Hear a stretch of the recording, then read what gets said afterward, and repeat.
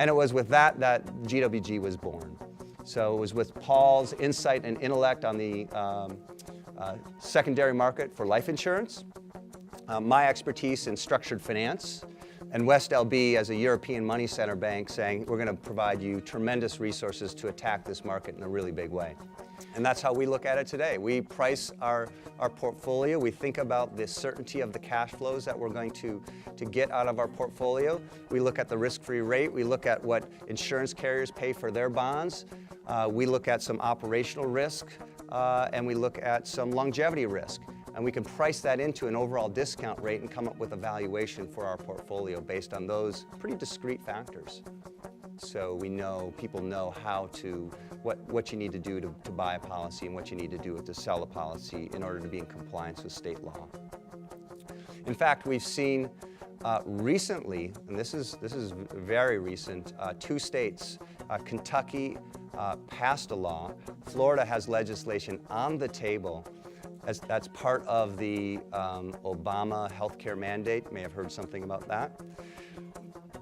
They are actually now they're modifying their laws that say if you own a life insurance policy, before you can be eligible for state support on your health care, you need to sell your policy.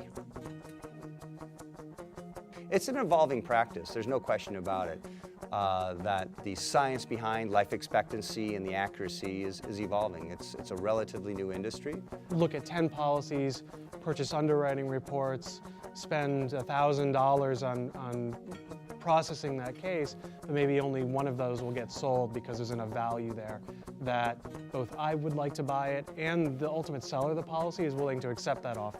The types of policies we buy are universal life policies, so they are flexible premium policies. We can pay whatever we want, whenever we want, but there's a certain minimum that you have to have in there to keep the policy going. So it isn't just about buying policies, right? It's about the right policies. It's about managing the different policies, not unlike any kind of an asset manager that's weighing out types of assets that they're putting within their management control to weigh out risks and reward, right?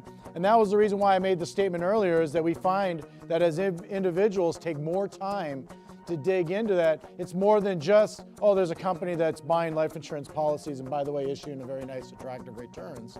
But they start looking at all the fine details and they see how well structured it is and all the players and who's supervising and who's looking in and how often are they doing that.